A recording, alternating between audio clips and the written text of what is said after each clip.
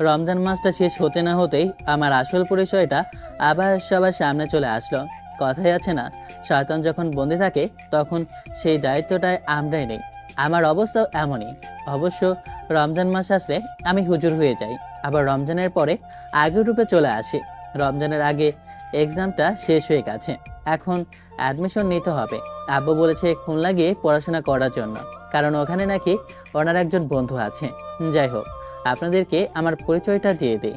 আমি হচ্ছি নীল চৌধুরী, বাবা মার একমাত্র সন্তান। আমার যখন 8 বছর বয়স তখন আমার মা মারা যায়। আমার বাবা আমাকে ছোটবেলা থেকেই মানুষ করে। আমার বাবা দ্বিতীয় বিয়ে করেনি, কারণ যদি দ্বিতীয় বিয়ে সে করে, ওই মহিলা যদি খারাপ হয় তাহলে আমার সাথে খারাপ আচরণ করবে। আমার বাবা আমাকে অনেক বেশি ভালোবাসে, তাই কখনো দ্বিতীয় বিয়ে করার চিন্তা করতে পারেনি। আমাদের কয়েকটা বাগান আছে, আর ওখানে ওই ব্যবসার টাকা দিয়ে আমাদের মোটামুটি অনেক ভালোভাবেই চলে যায়, তাই আমাদের এসব নিয়ে চিন্তা করা লাগে না। ফ্রেশ হয়ে রেডি হচ্ছি, কারণ আজকে একটু হাঁটতে বের হব। রৌদ্রকে আগে বলে দিয়েছি রেডি হয়ে রহিম চাচার দোকানের সামনে থাকার জন্য। তখনই আব্বু রুমে প্রবেশ করে বলে ওঠে, নিলয়, কোথায় যাচ্ছিস তুই? আব্বু একটু বাইরে যাচ্ছি বন্ধুর সাথে আড্ডা দিতে। দেখ নিলয়, তুই এখন বড় হয়েছিস, আগের মতো ছোট নেই। আমারও অনেক বয়স হয়েছে, আমিও এখন আর আগের মতো নেই। আর আমাকে এভাবে জ্বালা যন্ত্রণা দিস না। যা বাবা, আমি আবার তোমাকে কি করলাম যে তোমাকে জ্বালা যন্ত্রণা দিব আমি? দেখ, আমি ঠিকই বুঝতে পেরেছি যে তোর খুলনা যাওয়ার কোনো প্ল্যান নেই। আমি ওখানে কাউকে চিনি না, জানি না। ওখানে গিয়ে আমি কি করব? আর আমার এখানে তোমাকে ছাড়া থাকতে ভালো লাগবে না। দেখ, তুই পাগলামো করিস না। আর এখানে কেউ নেই, মানে ওখানে আমার বেস্ট ফ্রেন্ড আছে, ও আমার ছোটোবেলাকার বন্ধু। ওখানে তুই ভালোই থাকবি, আর ওর কোম্পানিতে তোকে একটা ভালো জব দিবে। তো সব কিছু হয়ে গেলে আমার আর চিন্তা থাকবে না। আমি এখন দুশ্চিন্তা মুক্ত থাকবো। তোর আমাকে নিয়ে চিন্তা করা লাগবে না। তুই যখন চাকরি পেয়ে যাবি তখন আমি তোর কাছে চলে আসবো আর কিছুদিন থেকে। এরপরে আবার দেশের ফিরে এসে ব্যবসা বাণিজ্য দেখাশোনা করব। তোর এসব নিয়ে চিন্তা করা লাগবে না। তুই শুধু ওখানে গিয়ে মন দিয়ে পড়াশোনা কর। ওখানে আমার বন্ধুকে বলে তোকে আমি একটা ভার্সিটিতে অ্যাডমিশন করিয়ে দিয়েছি। তোর এসব নিয়ে কিছু চিন্তা করা লাগবে না। আগামীকালকে একটু বের হয়ে যাবি খুলনার উদ্দেশ্যে। কিন্তু আব্বু। আমি কোনো কিন্তু শুনতে চাই না, তুই আগামীকালকেই যাবি, এটাই আমার শেষ কথা। এর চেয়ে আমি বেশি কথা বলতে পারবো না। এর থেকে আমাকে আর বেশি জ্বালাস না। যা বলছি তাই শোন। কথাটা বলে আব্বু রুম থেকে বের হয়ে যায়। যা বাবা, কি থেকে কি হয়ে গেল। শেষমেশ সব বন্ধুগুলোর থেকে আমাকে আলাদা আলাদা হয়ে যেতে হবে, আলাদা হয়ে খুলনা যাইতে হবে।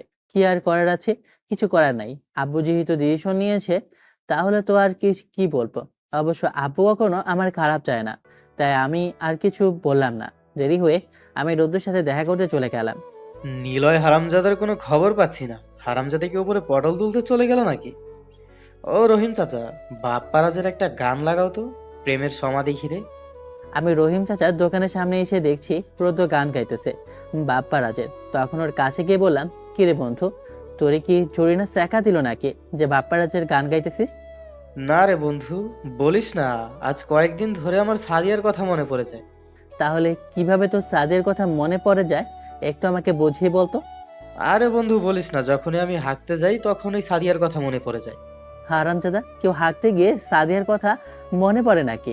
তুই তোর এক্সের কথা এইভাবে মনে করতে পারলি? না মনে করে কি উপায় আছে? সাদিয়াকে তো প্রপোজ করেছিলাম, হাঁকতে গিয়ে দিলাম Sadia I love you Sadia. তুই আর শুদ্ধাবি না রে বন্ধু, যা বাটপারি শুরু করেছিস, তোর জন্য দেখছি তো এলাকার মানুষ আর শান্তিতে থাকবে না। তুমি আমার কাছে যতই ভাব মারো বন্ধু, তুমি যে কেমন হারামি আমি তা ভালো করেই জানি। তুমি কিছুদিন আগে যে হিসু করতে যাইয়া যখনই মাইয়ার কথা শুনছো, চেনটা টান দিছো, আর তোমার ওইটা গিয়ে সোজা চেইনের মাঝখানে লেগে গেছিল। আরামজাদা, ওইটা আবার এখানে বলা লাগে? একটা পুরুষের কি যে একটা যন্ত্রণা, ওটা শুধু পুরুষ জাতি বোঝে। হ বন্ধু, কিন্তু বন্ধু একটা কথা আমারে বলবি, যে আমি একটা বিষয় কখনো বুঝে উঠতে পারছি না, লজিকটা এখনো খুঁজে পাচ্ছি না। ওরই আমার লজিক রে। কবি পাকিন্দ্রনাথ বলতে গেলে জনি সিন্সের সে হচ্ছে খলিফা প্রাপ্ত। হারামজাদা, এত ন্যাকামো না করে আমি যা বলছি তাই শোন। তোর তো লুচ্চামোর কথা ছাড়া কখনো ভালো কথা বেরই হয় না। শুনি দেখি তুই আবার কি করতে চাস, আমি একটু শুনি। ধুর শালা বাঞ্চোত, আমি ওটা বলতে চাই না। আমি বলতে চাইতেছি যে মেয়েদের জন্য যখন জিন্স প্যান্ট বানানো হয়, তাহলে ছেলেদের জন্য সামনের চেনটা কেন রাখা হয়? তারা কি সামনের চেইন দিয়ে দাঁড়িয়ে করে নাকি? শালা হারামজাদা লুচ্চা কোথাকার, তুই কখনোই ভালো হবি না। তোরে আমি সোজা করব, তার কোনো ঠিকই থাকবে না। কেন বন্ধু, তুই এত তেলে বেগুনে জ্বলে উঠলি কেন? কেন তুই ওকে মাইয়া মানুষের ওইটা পরে ঘুমাস নাকি? মানে তোর কথা বুঝলাম না। মায়া মানুষের ওইটা পরে তুই আমাকে কি করতে চাস আর কি বোঝাতে চাস? ওই যে রাতে ছোট বাচ্চার যখন ঘুমিয়ে যায় তখন হিসু করে দেয় না, তখন যে জিনিসগুলো পরে, ওই জিনিসগুলোর কথা বললাম আর কি। মানে প্যাম্পাস। শালা মাদারি, আজকে তোর খবর আছে। তোরে আজকে হাতের কাছে পেলে আমি অবস্থা টাইট করে ফেলবো। দাঁড়া তুই। ওরে আমার পাগলা ঘোড়া খেপেছে। চল তোরা, না হলে যে আমাকে ওই পাগলা ঘোড়া খেয়ে ফেলবে। শুধু খাবোই না, তোকে মেরে মেরে কিমা বানিয়ে আমি রাস্তার কুকুরকেও খাওয়াবো। কথাটা বলে রুদ্রকে দৌড়াতে লাগলাম, আর রুদ্র দৌড়ে পালাতে লাগলো। তখনই রুদ্রকে পেছন থেকে দৌড়াতে বলে ওঠে, হারামজাদা, তোর ওই দিনের কথা একদম ভুলে গেলি। ওই দিন যে একটা মেয়েকে প্রপোজ করতে গিয়েছিলি, আমি তোর প্যান্টটা পেছন থেকে টান দিয়ে ছিঁড়ে ফেলেছিলাম। তখন তোর ইজ্জতটা কই ছিল? ওই দিনের সত্য তোলার জন্যই তো আজকে তোরে এত কথা বলছে। আর তুই তো আমার লজ্জা বন্ধু, সেটা আমার নতুন করে দেওয়া কি আছে? আমি যদি লুচু হই তাহলে তুইও লুচুর হেড মাস্টার, কারণ তোর সাথে থেকে আমি এসব শিখেছি। আমারও তেমন মাসুম একটা বাচ্চা আমার মতো এমন মাসুম একটা বাচ্চাকে তুই এমন খারাপ বানিয়েছিস। রুদ্রকে ধরে বেধড়া কেলাতে লাগলাম। এরপরে রুদ্র বলে ওঠে, হারামজাদা, তুই লেদা বাচ্চা তাই না? ভিতরে হয়েছে 10 হাত, ওপরে সব দিক দিয়ে বুড়ো হয়ে গেছিস। কয়েকদিন পর তো অ্যাডি সুগার হয়ে যাবি। তোর হালা হারামজাদা কোথাকার। আর রমজান মাস যাওয়ার পরপরই দেখি তো যে শয়তান আরো বেশি ধরেছে। শয়তান ধরবি কি, তুই তো নিজেই একটা আস্ত শয়তানের হাড্ডি। বন্ধু দেখ, একটা মাইয়া যেতেছে আমাকে রাতে দিয়া, মেয়েটা কিন্তু সেই। আমি বিশ্বাস করলাম না। এরপরে রুদ্র অনেক রিকোয়েস্ট করে বলে পেছনে তাকানোর জন্য। পেছনে তাকিয়ে দেখি, হ্যাঁ সত্যি একটা মেয়ে যাচ্ছে। তখন রুদ্র শীষ বাজিয়ে বলে ওঠে, ও রূপসী কন্যা রে, তোর কলসি ভিতর খাটি গরুর দুধ আমার বন্ধুকে খাওয়াবে কি? রুদ্রর মুখে এমন কথা শুনে মেয়েটা পেছন ফিরে মেয়েটাকে ফিরতে দেখলাম। মেয়েটা একটা মেয়ে না, একটা আস্ত একটা জঙ্গল। কারণ মেয়েটার দাঁতগুলো টেরা বেড়া আর চোখ একটা টেওড়া। তখন আমি বলে উঠি, রে বন্ধু, তোর জান বাগিরে যাবলা, আমি গেলাম। কথাটা বলি দিলাম তোর। একদরে বাসায় চলে আসলাম। বাসায় আসতেই আব্বু বলে ওঠে, আমি টিকিটটা কেটে রেখেছি আর এখানে কিছু টাকা আছে। আর ঠিকানাটা হাতে নিয়ে এইগুলো নিয়ে তুই খুলনা যাবি। তোকে ওখানে রিসিভ করার জন্য যদি কেউ না আসে, তাহলে ঠিকানাটা অনুযায়ী তুই ওখানে চলে যাস। কেন তুমি আবার এখন কোথাও যাবে নাকি? হ্যাঁ, আমাকে এখন ঢাকা যেতে হবে, কারণ বাগানের নারিকেলগুলো বেপারি নেওয়ার জন্য এসেছে, কিন্তু ভালো দাম দেয়নি। কিন্তু ঢাকায় ভালো দাম পেয়েছি, তাই ওখানে সবগুলো সেল করব। বুঝতে তো পারছিস, কম করে হলো 60-70 লাখ টাকার নারিকেল। ওটা যদি খুবই কম দামে দেয় তাহলে কি করে হয়। কিন্তু আমি ভালো রেট পেয়েছি, তাই তাই ঢাকায় যাচ্ছি কালকে। তুই চলে যাস, আমি এখনই ঢাকা যাওয়ার উদ্দেশ্যে বের হব। আর আমি রান্না করে রেখেছি, আর টাকা পয়সা যখন যা লাগবে আমাকে বলবি। আর এমনিতে আমার বন্ধুকে বলে রেখেছি, তোর যা প্রয়োজন ও তোকে দেবে। তোর ওসব নিয়ে চিন্তা করা একদমই লাগবে না। মনটা খারাপ হয়ে গিয়েছে, কারণ আব্বু আমাকে শেষ বিদায় দিয়ে আসবে না, তাই খুব খারাপ লাগছে। তারপর খেয়াল করলাম আব্বুর চোখের কোণে জল, কিন্তু আমাকে বুঝতে না দিয়ে রুম থেকে বের হয়ে যায়। আমাকে ক্ষমা করে দিও মমতা, আমি জানি আমার খুব কষ্ট হচ্ছে, কিন্তু তোমার ছেলেকে মানুষের মতো মানুষ করতে হলে যে আমার কাছ থেকে দূরে ওকে পাঠাতেই হবে। আমি যদি ওকে খুলনা পর্যন্ত দিয়ে আসি, তাহলে আমি কখনো নিজেকে সামলাতে পারবো না। দেখা গেছে আমি আবার ওকে আমার সাথে করে নিয়ে আসতে বাধ্য হব। তাই আমি কোনোভাবেই আমার ইমোশনালটা ওর কাছে বোঝাতে চাই না, না হয় ও আবার কান্নায় ভেঙে যাবে। এটাই ওর থেকে দূরে যাওয়ার জন্য কথাগুলো বলে আমি ঢাকায় চলে যাচ্ছি। আমি জানি তোমার ছেলে কষ্ট পাচ্ছে, কিন্তু এটা যে ওর ভালোর জন্য।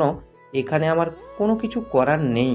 আমার হাজার কষ্ট হলেও আমি এটা করতে বাধ্য থাকবো। আব্বু সন্ধ্যায় বের হয়ে গিয়েছে ঢাকা যাওয়ার উদ্দেশ্যে। এদিকে রাত প্রায় 10টা বেজে গেছে। আমার ক্ষুধা লেগেছে, তাই আমি খাবার টেবিলে গিয়ে দেখি সবকিছু খাবার আগে থেকে আব্বু সাজিয়ে রেখেছে। তাই আমি খাবারগুলো প্লেটে নিয়ে খেতে বসলাম। খাবারটা মুখে দিতে মনে পড়ে গেল আম্মুর কথা।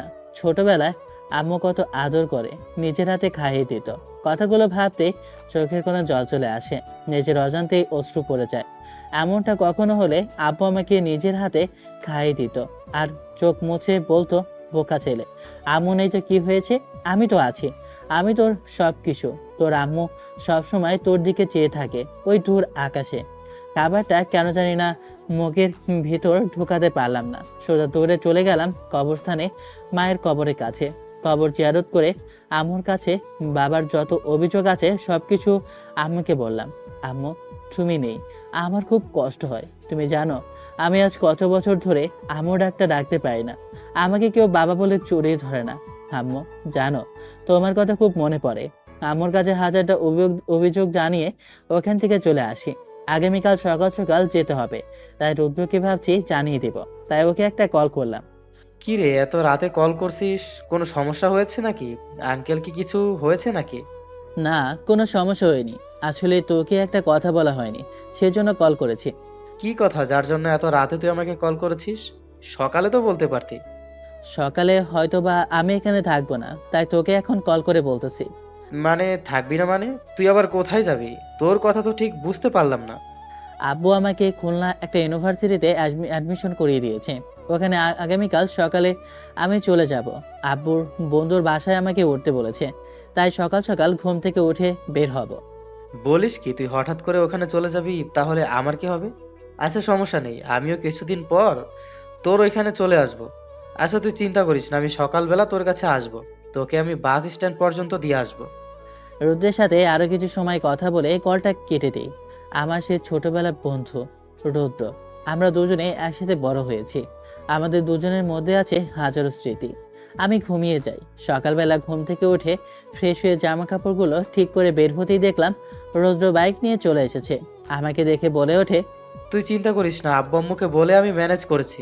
তুই যা, তুই গিয়ে বল পরিস্থিতি কেমন, তারপর না হয় 2-4 মাস পর আমি নিজে গিয়ে ওখানে অ্যাডমিশন নিব। আচ্ছা যাই হোক, এখন বাইকে উঠ, আমরা বাস স্ট্যান্ডে যাই। রুদ্রসহ আমরা দুজনেই বাস স্টেশনের সামনে যাই। আধা ঘন্টা অপেক্ষা করার পর আমার বাসটা চলে আসে। রুদ্রকে বিদায় জানিয়ে বাসে উঠে পড়ি। রুদ্র পেছন থেকে বলল নিজের খেয়াল রাখার কথা বলে বাইকটা স্টার্ট করে দিয়ে চলে যায়। ছোটবেলা থেকে একসাথে বড় হয়েছি, কাছের বন্ধুটা আজকে অনেক দূরে চলে যাচ্ছে। খুব কষ্ট লাগছে, কিন্তু কিছু করার নেই। সবাইকে যে একদিন না একদিন নিজের আপন লোকেদের কাছ থেকে দূরে যেতে হবে, এইটাই স্বাভাবিক। কষ্ট লাগলেও এখন যে কিছুই করার নেই, বুকের মধ্যে পাথর বেঁধে রাখতে হবে। আমি জানি রুদ্র খুব কষ্ট পাচ্ছে এবং কি ওর চোখ দিয়ে পানি পড়ছিল, কিন্তু আমাকে আর বুঝতে দেয়নি। আমার মন যেন শক্ত থাকে, সেজন্য আড়ালে হয়তো বা কান্না করছে। আসলে ছেলেদের বন্ধুত্ব এমনই হয়। আমার যে খারাপ লাগছে না তাও না, আমার কাছে এতটা খারাপ লাগছে যে আমি গম্ভীর হয়ে গেছি। কারণ আজ এতটা বছর পর কোথাও দূরে চলে যাচ্ছি, তাও আবার নিজের আপন মানুষদেরকে ছাড়াই। বাসটা চলে যাচ্ছে তার নিজের নিজের আপন গতিতে। আমি বাসে বসে ভাবছি বয়সের সাথে সাথে সব কিছুকে হার মানতে হয়। যেমন আমরা ছোটবেলায় যেমন ছিলাম, ছোটবেলায় সেই আনন্দ আর মজা কখনো ফিরে পাবো না। যখন আমরা বড় হব তখন আমরা বুঝতে পারবো শৈশবে আমরা কতই না আনন্দে জীবনটা হারিয়ে ফেলেছি। এখন আমাদের কাঁধে দায়িত্ব বেড়েছে। এখন আমাদের সেই আনন্দ মজার হাসি ঠাট্টা থাকবে না, থাকবে না সেই শৈশব, থাকবে শুধু ভরপুর চিন্তা আর ভবিষ্যৎ নিয়ে টেনশন।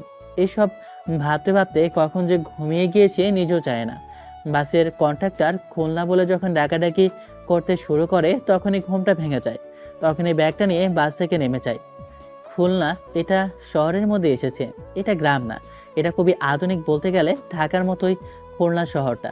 এতটা গ্রামের মধ্যে পড়ে না, কারণ ওইখানে গ্রাম আর শহর দুটোই মেশানো আছে। আমি এখনো খুলনা শহরের মধ্যে আছি, যে জায়গাটা খুবই আধুনিক। হাতের ব্যাগটায় কাঁধে ঝুলিয়ে আমি খুলনা শহরটা ভালোভাবে ওপরের দিকে এবং নিচের দিকে দুই দিক দিকে ভালোভাবে ডানে বামে চোখ বুলিয়ে দিয়েছিলাম। তখনই হঠাৎ করে আমার কারোর সাথে ধাক্কা লাগে আর আমার ব্যাগটা গিয়ে এক হাত দূরে গিয়ে পড়ে। চোখের সানগ্লাসটাও খুলে নিচে পড়ে যায়। কার সাথে ধাক্কা খেয়েছি তা দেখার জন্য যখনই আমি তাকাই তখন দেখি স্বয়ং আমার সামনে একটা রূপসী মায়াবী পরী দাঁড়িয়ে আছে। এত সুন্দরী মেয়ে যে কখনো হতে পারে আমি নিজে কখনো ভাবতেই পারিনি। মেয়েটাকে দেখে আমি যেন পাগল হয়ে গেছি। এক কথায় আমি যেন ক্রাশ খেয়ে গেলাম। এমন একটা পরী আমি যে এই খুলনা শহরে এসে দেখতে পারবো নিজেও ভাবিনি। আমি তো মেয়েটার দিকে একদৃষ্টিতে তাকিয়ে রইলাম। তখনই মেয়েটা নিচ থেকে উঠে আমার উদ্দেশ্যে বলে ওঠে, এই কানা নাকি? চোখে দেখো না রাস্তাঘাটে কিভাবে চলাফেরা করতে হয় সেটাও জানো না? আহাম্মক কোথাকার! কিভাবে কোথা থেকে কোন দিক দিয়ে কোন রাস্তা দিয়ে যাচ্ছে, কিভাবে হাঁটতে হয় সেটাও কি জানো না নাকি? মেয়েটার বকাবকি শব্দে আমার ঘোর কাটে। তখনই আমি নিজেকে স্বাভাবিক করে মেয়েটার উদ্দেশ্যে বলে উঠি, সরি, আসলে আমি দেখতে পাইনি আপনাকে। চোখ আরো 5টা লাগান, দেখবেন কি করে মাথা মোটা। এই মেয়ে, এই মুটকি মেয়ে, নিজে দেখে চলাফেরা করতে পারেন না, আবার আমাকে এইসব বলা হচ্ছে? দোষটা কার শুনি? কি মুটকি? আমি? আহ, আমার চেহারা মোটা? অবশ্য মেয়েটাকে রাগানোর জন্যই আমি এই কথাটা বলেছি। মেয়েটা এমনিতে মোটা না, ব্লু কালো চেহারা, দেখলে তো যেন মেয়েটার প্রেমে পড়ে যেতে বাধ্য হয় ছেলেরা। তারপর মেয়েটার ঠোঁটের নিচে একটা তিল, এতে তো মেয়েটাকে হেব্বি লাগছে। তখন আমি আরও রাগানোর জন্য মেয়েটার উদ্দেশ্যে বলে উঠি, দেখেন দেখেন আন্টি, আমি আসলে আপনাকে খেয়াল করিনি। ও সরি মোটি আন্টি, আমি কিন্তু আপনাকে খেয়াল করিনি। কি বললি শয়তান ছেলে? আমি মোটি, তারপরে আন্টি? আজকে তোর খবর আছে। তোকে যদি আমি হাতের কাছে পাই না তাহলে আমি তোকে মেরে কিমা বানিয়ে দেবো, দাঁড়া। মেয়েটাকে তো রাগাতে আমার কাছে সেই লাগলো। আসলে মেয়েটা অবশ্য আমার থেকে সিনিয়র হবে, কারণ বয়সের পার্থক্যটা দেখলাম কম করে হলেও 2 বছরের বড়। মেয়েটা আমার সিনিয়র হবে। আমি তো দিলাম দৌড়, এক দৌড়ে একটা চায়ের দোকানে এসে দাঁড়ালাম। খুব ক্ষুধা লেগেছে, চায়ের দোকান থেকে একটা কলা রুটি খেতে লাগলাম। হাতের কাগজটা নিয়ে অনেকেই দেখালাম যে ঠিকানাটা কোথায় আছে, কিন্তু ছাতার মাথা, ঠিকানাটা তো কেউ ধরতেই পারছে না যে কোথায় আছে। ঠিকানাটা নিয়ে এবার ওপার এপার ঘোরাফেরা করছি, কোথাও খুঁজে পাচ্ছি না। মাথা তো পুরাই গরম হয়ে যাচ্ছে। আব্বুকে কল করেছি, আব্বু ফোন তো বন্ধ বলছে। রাস্তার এপাশ থেকে সামনের ওপাশে দেখলাম একটা লোক গাড়ি দাঁড় করিয়ে হাঁপাতে লাগলো। আমার মনে হলো লোকটা মনে হয় বিপদে পড়েছে, তাই রাস্তা পার হয়ে আমি লোকটার কাছে গেলাম। তখনই লোকটা দেখলাম শ্বাসকষ্টে কোনো রকমে আমাকে বুঝিয়ে বলছে, বাবা, আমি মরে যাচ্ছি, দয়া করে আমাকে সাহায্য করো। এখান থেকে অনেক লোকে আসা যাওয়া করছে, কিন্তু কেউ সাহায্য করছে না। আমার গাড়ির ভিতরে একটা মেডিসিন আছে, দয়া করে আমাকে মেডিসিনটা এনে দাও। ওনার কথা শুনে একটু অবাক হলাম। আমার বাবার বয়সী লোক, কিন্তু ওনাকে কেউ সাহায্য করছে না, কারণ এই শহরের মানুষ সবাই যে স্বার্থপর, এটা আমার আর বোঝার বাকি রইল না। আমি গিয়ে ওনার গাড়ির দরজাটা খুলবো, দেখি লক। তাই আমি লকটা কোনো রকমে টেনে খুলে ভিতর থেকে শ্বাসকষ্টের একটা মেডিসিন স্প্রে নিয়ে ওনার মুখে দিয়ে কিছুক্ষণ পর উনি স্বাভাবিক হয়। ওনার এখনও পরিস্থিতিটা এতটা স্বাভাবিক না। সামনে দেখলাম একটা ক্লিনিক আছে, তাই আমি ওনাকে ধরে ক্লিনিকে নিয়ে গেলাম। ওখানে নিয়ে যেতে ডাক্তাররা ওনাকে দেখে চিনতে পারে, আর ওনাদের অসুবিধা হলো না। ওনারা দেখলাম পাগলের মতো ওনাকে নিয়ে ছুটোছুটি করতে লাগলো। আমার আর বিষয়টা বুঝতে বাকি হলো না যে হয়তোবা উনি এই শহরে কোনো নামি দামি মানুষ, আর নয়তোবা কোনো প্রভাবশালী লোক। তাই তো ডাক্তাররা ওনাকে চিনতে ভুল করেনি, তাই তো এত পাগলের মতো উত্তেজিত হয়ে উঠেছিল। কিছুক্ষণ পর দেখলাম কতগুলো লোক চলে এসেছে, এক একজন এক এক কথা বলছে। কিছুক্ষণ পর ডাক্তার এসে বলছে একটু আগে কেউ নাকি নিয়ে এসেছে। আমি হাত বাড়িয়ে বললাম যে আমি ওনাকে এখানে নিয়ে এসেছি। তখন ডাক্তারও আমাকে ভেতরে যেতে বলে। আমি ভেতরে প্রবেশ করলাম। আমি ভেতরে প্রবেশ করতেই আমার উদ্দেশ্যে লোকটা বলে ওঠে, বাবা, বাইরে দাঁড়িয়ে আছো কেন? ভিতরে আসো। মাঝবয়সী লোকটার আশেপাশে দেখলাম অনেকগুলো বডিগার্ড দাঁড়িয়ে আছে।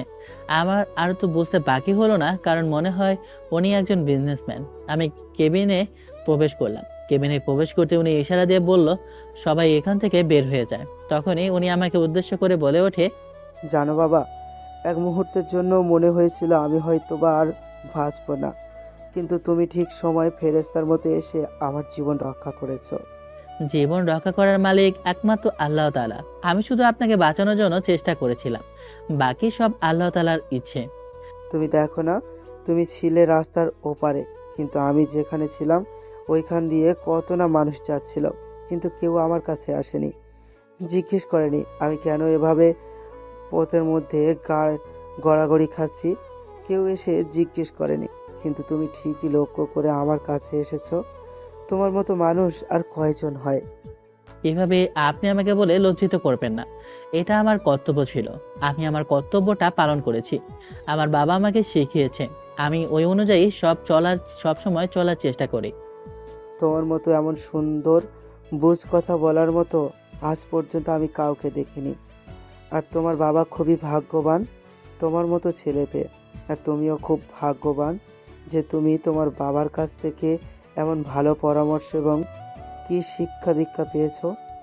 এখন আপনার শরীর কেমন আছে সেটা বলুন, আর আপনার পরিবারকে কি জানানো হয়েছে? দেখলাম তো অনেক লোক এসেছে, এরা কি আপনার পরিবারের কেউ? আমার শরীর এখন মোটামুটি ভালো আছে। আর এখন বাসায় যাওয়া যাবে না। বাসায় বললে আমার মেয়ে খুবই দুশ্চিন্তার মধ্যে পড়ে যাবে। আমার কথা শুনলে তো পাগল হয়ে যাবে ও। তো বাবা, এখানে তোমার বাসা কোথায়? আর তুমি কোথায় বা যাচ্ছিলে? তোমাকে অনেক লেট হয়ে গেছে। মনে হয় আমি তোমার অনেক ক্ষতি করে ফেললাম। ছি ছি আঙ্কেল, তেমন কিছুই না। আসলে আমার এখানে কোনো বাসা নেই, আর ছিলও না কোনো কাজ। তোমার কথা ঠিক আমি বুঝতে পারলাম না, বিষয়টা কি? ছি ছি আঙ্কেল, তেমন কিছু না। আসলে আমার এখানে কোনো বাসা নেই, আর না ছিল কোনো কাজ। আমার বাবা ভেবেছিল আমাকে চট্টগ্রামের একটা ইউনিভার্সিটিতে ভর্তি করিয়ে দেবে, কিন্তু ওখানে ওনার কোনো আত্মীয় স্বজন ছিল না বিধায় উনি আমাকে খুলনায় একটা ইউনিভার্সিটিতে অ্যাডমিশন করিয়ে দেয়, এবং উনি আমাকে ওনার একজন বন্ধুর বাসায় যাওয়ার জন্য আমাকে একটা ঠিকানা দেয়। কিন্তু দুঃখজনক বিষয় হচ্ছে গিয়ে, যে ঠিকানাটা দিয়েছে ওই ঠিকানাটা কেউ চিনতে পারছে না। তাই ঠিকানাটা নিয়ে আমি ঘুরতেছিলাম, সেই পথে আমি আপনার সাথে মোলাকাত হয়, তখনই এখানেই এই পর্যন্ত চলে আসি। তাহলে তো তুমি একটা সমস্যার মধ্যেই পড়ে আছো। তাহলে তুমি আমাকে তোমার ওই ঠিকানাটা দাও, আমি চিনতে পারি কিনা দেখি। কারণ এই শহরে আমি অনেক বছর ধরে রয়ে গেছি। হয়তোবা আমার অন্য কোথাও আসা যাওয়া হয় না, কিন্তু পুরনো জিনিসগুলো এবং ঠিকানাগুলো আমার জানা আছে। ভদ্রলোকের কথা শুনে আমি ঠিকানাটা ওনার হাতে দিই। ঠিকানাটা উনি দেখে চমকে উঠে দাঁড়িয়ে যান। আমি অবাক হয়ে ওনার দিকে বলে উঠলাম, আঙ্কেল, আপনার কি কোনো সমস্যা হয়েছে নাকি? ঠিকানাটা দেখে আপনি কেমন জানি চমকে উঠলেন আর বিছানা থেকে উঠে গেলেন। কোনো সমস্যা হয়েছে? সমস্যা তো হয়েছে বাবা। তুমি সত্যি করে বলো তো, এই ঠিকানাটা তোমাকে কে দিয়েছে? কারণ এই ঠিকানাটা আমার নিজেরই। ওনার কথা শুনে আমি অবাক না হয়ে থাকতে পারলাম না। ওনার প্রশ্নের উত্তরে বললাম, এটা তো আমার বাবা আমাকে দিয়েছেন, আর বলেছেন এটা তার ছোটবেলার বন্ধুর ঠিকানা। এই ঠিকানাটা এখন পরিবর্তন হয়েছে কিনা এ বিষয়ে আমাকে কোনো কথাই বললো না, শুধু ঠিকানাটা লিখে দিয়েছে। কিন্তু এখন তো আব্বুর ফোনটা বন্ধ হয়ে আছে।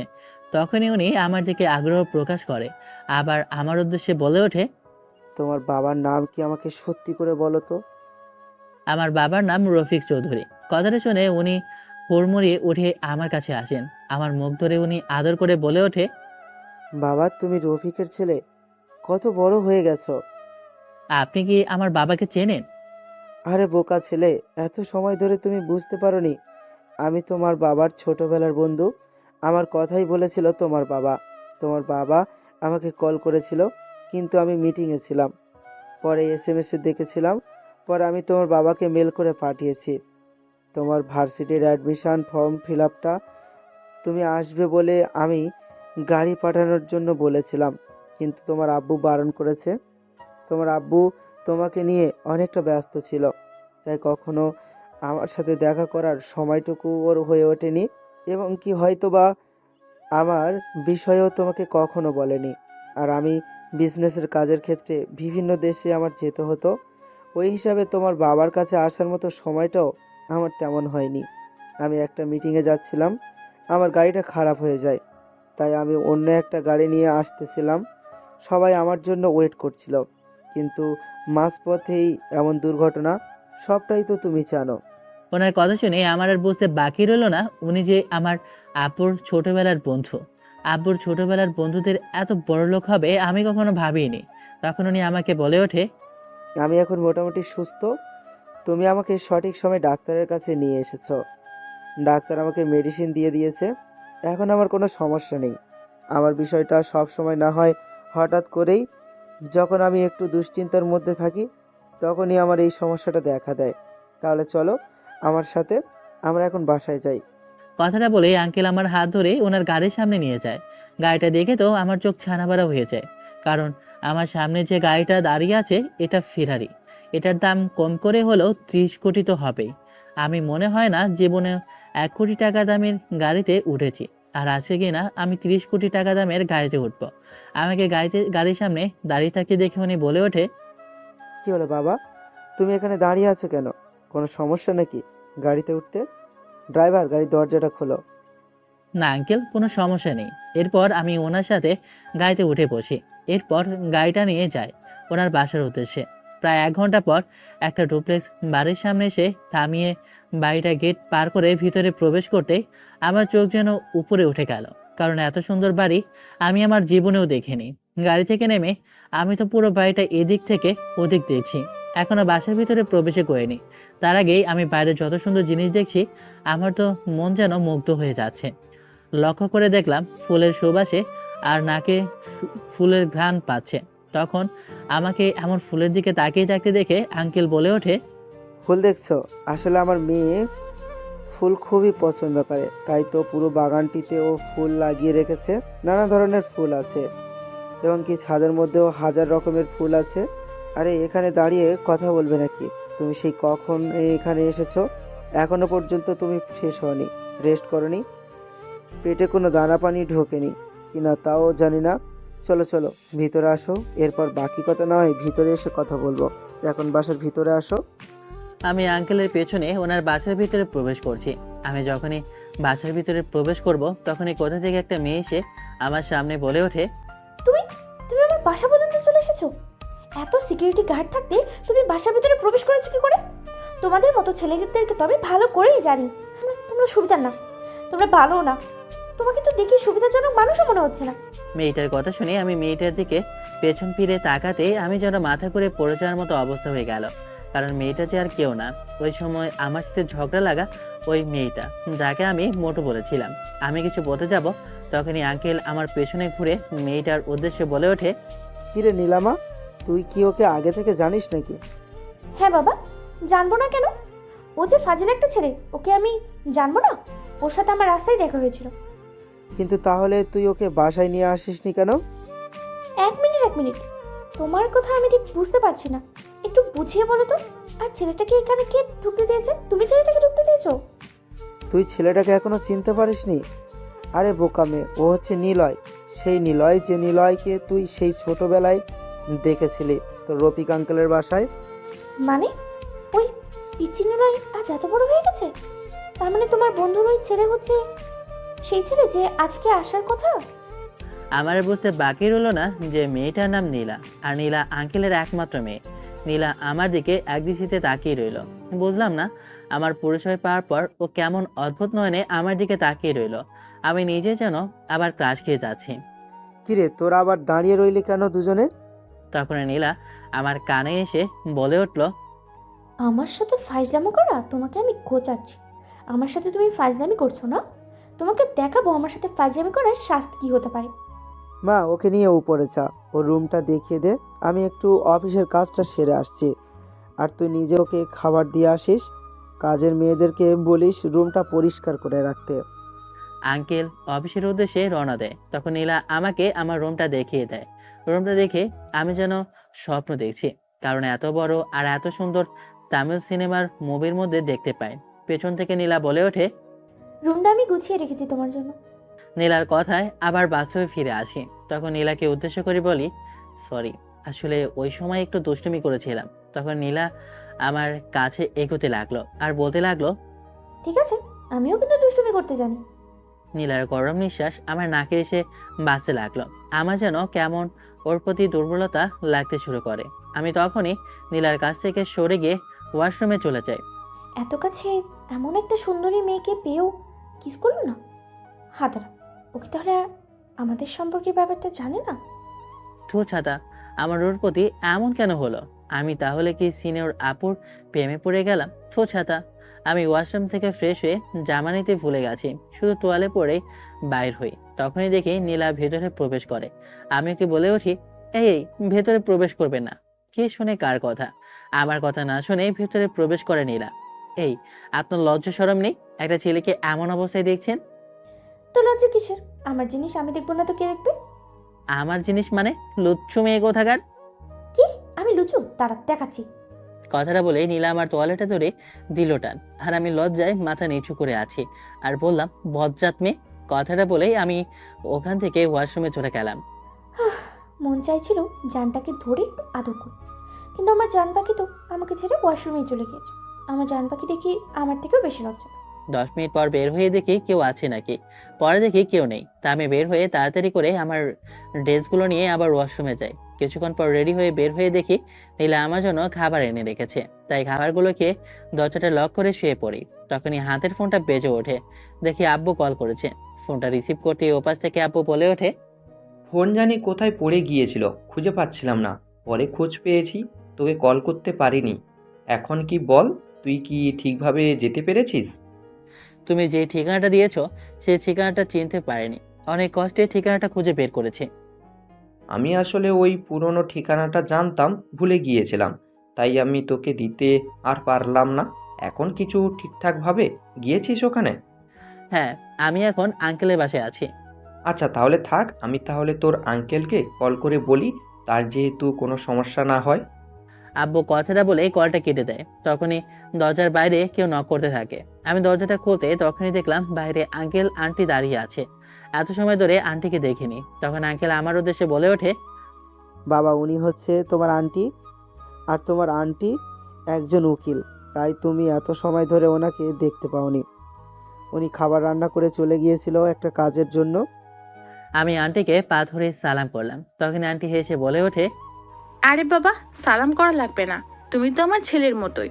আর তোমাকে কি রাতে খাবার দিয়েছে? কাজের লোকেরা কোথায়? নীলা, ওকে খাবার দিয়েছো? আন্টি আপনার চিন্তা করা লাগবে না, একটু আগে নীলা আপু আমাকে খাবার দিয়ে দিয়েছে। আমি আপু বলাতে দেখলাম নীলা কেমন রাগী চোখে তাকিয়ে রইল। আর আঙ্কেলের আন্টি দিকে খেয়াল করলাম ওনারা কেমন অদ্ভুতভাবে আমার দিকে তাকিয়ে রইল। বুঝলাম না, নীলা তো আমার থেকে বড়, তো আপু বলতে ওনারা এমন অদ্ভুতভাবে তাকিয়ে রইল কেন? আর নীলাও বা রেগে গেল কেন? আচ্ছা ঠিক আছে বাবা, তুমি ঘুমিয়ে যাও, অনেক রাত হয়েছে, সকালে আবার তোমাকে ভার্সিটি যেতে হবে। আর হ্যাঁ, একটা কথা, তুমি যে ভার্সিটিতে পড়বে ওখানে টিচার কিন্তু আমাদের নীলা, তাই নীলার সাথে তুমি যাতায়াত করবে। এখন তুমি ঘুমিয়ে যাও। তার মানে নীলা হচ্ছে আমার কলেজের ম্যাম। আঙ্কেল আন্টি আর নীলা ওনারা রুম থেকে বের হয়ে যায়। আমারও শরীরটা খুব ক্লান্ত লাগছে, তা আমিও ঘুমিয়ে যাই। সকালবেলা ঘুম থেকে উঠে ফ্রেশ হয়ে রেডি হচ্ছি ভার্সিটি যাবো বলে। তখনই কেউ দরজায় ঠক ঠক করতে লাগলো। হয়তোবা নীলা আপু। বাইরে থেকে দরজায় এমন শব্দ করছে, ঘুম থেকে উঠেছে কিনা তাই আমি রুমের দরজাটা খুলে দিই। তখন দেখি নীলা আপু আমার দিকে তাকিয়ে রইল। তখন আমি নীলা আপুর উদ্দেশ্যে বলে উঠলাম, কি হয়েছে, এভাবে তাকিয়ে আছো কি জন্য? না, কিছু না। তুমি রেডি হয়েছো? তোমার জন্য আমি অপেক্ষা করতেছিলাম। আম্মু তো সেই সকালবেলায় ঘুম থেকে উঠে সবাইকে বলে দিয়েছে খাবার তৈরি করার জন্য, কারণ আজকে আমরা সকাল সকাল তোমাকে নিয়ে ভার্সিটিতে যাব। হ্যাঁ, আমি রেডি হয়ে গিয়েছি, তুমি নিচে যাও, আমি 5 মিনিটের মধ্যে আসি। শুধু আমার এখন জুতাটা পায়ে দেওয়া দরকার, আর সবকিছু ঠিকঠাক করে নিয়েছি। ঠিক আছে, আমি খাবার টেবিলে গিয়ে অপেক্ষা করছি তোমার জন্য। কথাটা বলে ওখান থেকে চলে যায়। আমিও জুতাটা পায়ে দিয়ে নিচে আসি। আমি নিচে আসি দেখলাম আঙ্কেল আমার সামনে দাঁড়িয়ে আছে। তখনই আঙ্কেল আমার উদ্দেশ্যে বলে ওঠে, নিলয়, তুমি এত সকাল সকাল ঘুম থেকে উঠে গিয়েছো? তোমার ভার্সিটিতে তো সেই 10টায়, তুমি এত সকালে ঘুম থেকে উঠছো কেন? নীলা তো বললো আমাকে, ও সরি, নীলাপু তো বলেছে আমাকে সকাল সকাল ঘুম থেকে ওঠার জন্য, কারণ সকালে নাকি আমার ভার্সিটি আছে। ও আচ্ছা, নীলা বলেছে। আর আপু বলার প্রয়োজন নেই, তুমি ওকে আপু বলছো কেন? তুমি ওকে নাম ধরে ডাকবে, সমস্যা নেই। আমি একটু আঙ্কেলের কথায় অবাকই হলাম, কারণ নীলা আপু আমার বয়স অনেক বড়, তারপরে আঙ্কেল কেন আমাকে বললো নাম ধরে ডাকতে। এর উত্তরটা আমি খুঁজে পেলাম না, তাই আমি আর আঙ্কেলকে কিছু জিজ্ঞাসা না করে নিচে এসে খাবার টেবিলে গিয়ে বসলাম। দেখলাম তখনই আন্টি আমার পাশে এসে বলে ওঠে, তুমি যে আসবে আমি সত্যিই জানতাম না, আজকেই আমি জানতে পেরেছি। তোমার আঙ্কেল এতটা ব্যস্ত থাকে যে আমাকে একটিবারের জন্য উনি বলেনি, তাই তো আমি তোমার ব্যাপারে জানতে পারিনি। আজকে আমি তোমার জন্য তোমার সব পছন্দের খাবার আমি নিজে হাতে রান্না করেছি। কোনো কাজের লোকের দ্বারা আমি কোনো কিছু করিনি। সবসময় বাসার সব খাবার আমি নিজেই রান্না করি। দেখলাম একে একে আমার সব পছন্দের খাবার আন্টি নিয়ে আসে। আমি তো নিজের চোখে বিশ্বাস করতে পারছি না, আমার সব পছন্দের খাবার একসাথে যে আন্টি রান্না করবে। তখনই আন্টি আবার বলে ওঠে, আন্টির কথা শুনে দেখলাম নীলা আপু লজ্জায় মুখটা লুকিয়ে রাখলো। আমি এত সব খাবার দেখে আমার চোখ দিয়ে পানি বের হয়ে গেল। আমার চোখে পানি দেখে আন্টি বলে ওঠে, বাবা নিলয়, আমি কিন্তু খাবারগুলো একা রান্না করিনি, আমার সাথে সাহায্য করেছে নীলাও।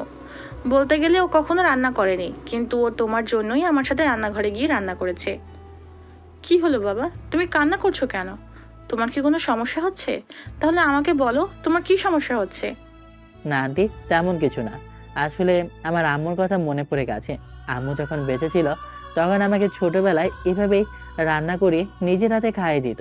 এখন আম্মু নেই তো, তাই আম্মুর কথা বড্ড মনে পড়ছে। বোকা ছেলে, তাই বলে কিভাবে কান্না করা লাগে? আমাকে কি তোমার আম্মু মনে হয় না? এখন থেকে তুমি আমাকে আন্টি না, আম্মু বলে ডাকবে। আর যদি এভাবে কান্না করতে দেখি তাহলে কিন্তু মার দিমু, ঠিক আছে? আর কান্না করবে না। তুমি হাঁ করো, আমি তোমাকে খাইয়ে দিচ্ছি।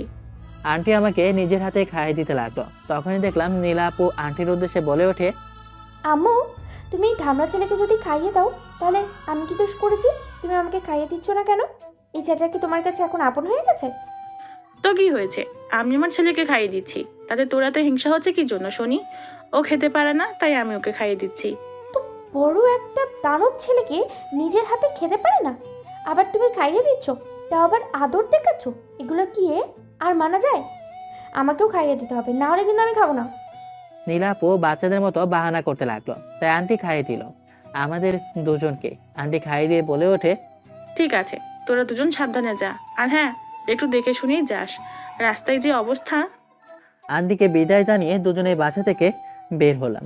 বাসা থেকে বের হতেই আঙ্কেল অফিসে যাওয়ার সময় আমাদের উদ্দেশ্যে বলে ওঠে, নীলা গাড়িটা নিয়ে যাস যাওয়ার সময়। না বাবা, আমি আর নীরা দুজনেই রিক্সায় যাব। আমি এখন আর গাড়িতে যাচ্ছি না। আমার এখন গাড়িতে যেতে ভালো লাগবে না, কারণ আমি নীলয়ের সাথে রিক্সায় করে যাব। ঠিক আছে তো, তাহলে যা। আর হ্যাঁ, ফেরার সময় নিলয়কে নিয়ে একটু শপিংয়ে নিয়ে যাস। ওর জন্য কিছু কেনাকাটা করার প্রয়োজন। হোক না যে জামা কাপড় নিয়ে এসেছে ওগুলো তো এতটা ভালো দেখছে না, ওকে কিছু ব্র্যান্ডেড জামা নিয়ে দিস। তোমার ওষুধ নিয়ে চিন্তা করা লাগবে না, আমি ওইটা আগে থেকেই মাথায় রেখেছি। আচ্ছা ঠিক আছে মা, তাহলে আমি গেলাম, তোরা সাবধানে যাস। আঙ্কেল কথাটা বলে অফিসে যাওয়ার উদ্দেশ্যে রওনা দেয়। তখন নীলা আমার হাত ধরে সামনে এগোতে লাগলো। নীলা আপু ছোঁয়াতে আমার হার্টবিটটা যেন ছুঁয়ে যাচ্ছে। জানি না আমার নীলা আপু সামনে আসলে এমন কেন হয়, আমার হার্টবিটটা বেড়ে যায় কেন। তখনই আমাদের সামনে একটা রিক্সা ছিল। নীলা রিক্সাওয়ালাকে ডাক দেয়। তখন আমাদের জন্য থেমে যায়। নীলা রিক্সায় উঠে যায় আর রিক্সা উঠে আমাকে বলে ওঠে, তুমি কি রিক্সায় উঠে বরণ? আমার হাত ধরে আমাকে রিক্সায় ওঠাবে না কি বরঞ্চ আমি তোমাকে রিক্সায় উঠতে সাহায্য করছি? না, এটা তো বেশিরভাগ যারা স্বামী স্ত্রী তারাই এমন করে যায়, আর আমরা তো ভাই বোন। কথাটা বললাম তখনই নীলা রিক্সা থেকে নেমে রেগে সোজা হাঁটা ধরলো বাসার উদ্দেশ্যে। বুঝলাম না, মেয়েদের মন বোঝা বড়ই কঠিন। কিছু বললাম না, কিছু করলাম না, রেগে হনহন করে বাসার দিকে চলে যাচ্ছে। আমি আবার কি করলাম? নীলা, দাঁড়াও, এভাবে চলে যাচ্ছ কেন? কি হয়েছে? আমি তোমাকে রাগানোর জন্য আবার কি করলাম? যা কুত্তা, আমার সাথে কথা বলবি না। যা, তুই নিজে একটা ভার্সিটিতে চলে যা, আমি তোর সাথে যাচ্ছি না। যা বাবা, আমি আবার তোমাকে কি করলাম যে তুমি আমার সাথে রেগে গিয়ে এইভাবে কথা বলছো? আর এভাবে রেগে চলে যাচ্ছ কেন? তুই আমার সাথে আর একটা কথা বলবি না। কথাটা বলে নীলা হন হন করে হেঁটে যাচ্ছে। আমি দৌড়ে নীলার সামনে গিয়ে কান ধরে বলে উঠলাম, সরি বাবা, আমার ভুলটা কি? আমি কি অপরাধ করেছি? আমাকে কি বলা যায় যে অপরাধের কারণে আমাকে ছেড়ে এমন একটা সুন্দরী মেয়ে চলে যাচ্ছে? আগে বল, আমি তোর কোন কালের আপু লাগি যে তুই আমাকে বোন ডাকলি? আমার নাম নীলা। আগে বল, আমাকে ডাকার জন্য তুই আমাকে কেন বোন বললি? বোন না বলে বউ ডাকতে পারলি না? নীলার এমন কথায় আমি যেন মোটেও প্রস্তুত ছিলাম না। তাই আমি নীলার সামনে কান ধরে বললাম, সরি, আর কখনো বলবো না। রিক্সাটা তো চলে যায়। তখনই আরেকটা রিক্সা আসতে আমি রিক্সাটা থামিয়ে রিক্সায় উঠে পড়ি আর নীলাকে হাত বাড়িয়ে দিই। সরি বাবা, এবার তো রিক্সায় ওঠো। এখনও নীলা রিক্সায় উঠছে না, তাই এক কান ধরে আর এক হাতে নীলার দিকে হাতটা বাড়িয়ে দিই। তখন যেন নীলার একটু আমার উপর মায়া হয়, তাই আমার হাত ধরে ও আমার পাশে একদম গা ঘেঁষে বসে যায়। নীলা আমার পাশে বসতেই আমার কেমন জানি না একটা অন্যরকম ফিলিংস আসতে শুরু করে। আমি যেন কেমন একটা ভালোবাসার সন্দেহে হারিয়ে যেতে লাগি। আমার অনুভূতিটা হচ্ছে এখন ভালোবাসা, কিন্তু এটা যদি বুঝতে পারে নীলা, তাহলে তো অনেক বড় দুর্ঘটনা ঘটে যেতে পারে। না, এটা কোনোভাবেই বোঝানো যাবে না। আমি নীলার পাশ থেকে সরে গিয়ে একটু সাইডে বসার চেষ্টা করলাম। তখনই নীলা বলে ওঠে, কি ব্যাপার, তুমি এভাবে পাশ কেটে বসছো কেন? নিচে পড়ে যাবে তো। তোমার কি হয়েছে? পড়ে যাওয়ার জন্য কি মন সাজিয়ে গেছে নাকি? তাহলে বলো, আমি ধাক্কা দিয়ে ফেলে দিই। কথাটা শুনে আমি ভয়ে ভয়ে নীলার আরও পাশে মিশে বসি। তখন রিক্সাওয়ালা দেখে মনে মনে মিটমিট করে হাসে। আমি আর কিছু বলছি না। তখন নীলা আমাকে এক হাত দিয়ে শক্ত করে ধরে রাখলো। এই প্রথম আমার কেমন জানি না নিজের প্রতি একটা ফিলিংস কাজ করছে। আমার হৃদয়ের মাঝে আমার কেন জানি না একটা অদ্ভুত মায়া কাজ করতে শুরু করেছে। মনের ভিতরে কেমন জানি না আমার একটা শব্দধ্বনি বাজতে শুরু করেছে। হয়তো ভালোবাসার মানুষকে কাছে পেলে এমনটাই অনুভব হয়। আমার তো ভালোবাসার মানুষের জন্য অপেক্ষা করতে দীর্ঘ 20 বছর লেগে গিয়েছে। প্রায় 10 মিনিট পরে রিক্সাটা ইউনিভার্সিটির সামনে থেমে যায়। নীলা আপু তার ব্যাগ থেকে রিক্সাওয়ালাকে ভাড়াটা মিটিয়ে দিয়ে আমার হাত ধরে ভার্সিটিতে প্রবেশ করতে লাগলো। আপু যখন আমার হাত ধরে ক্যাম্পাসের ভিতর প্রবেশ করছে তখন দেখলাম সব স্টুডেন্ট এবং কি প্রফেসর সবাই নীলা আপুর দিকে হাঁ করে তাকিয়ে রইল। হয়তোবা সবাই ভাবছে যে নীলার হাত ধরে যে ছেলেটা ভার্সিটিতে প্রবেশ করছে সে ছেলেটা কে, যার হাত ধরে নীলা ভার্সিটিতে প্রবেশ করছে।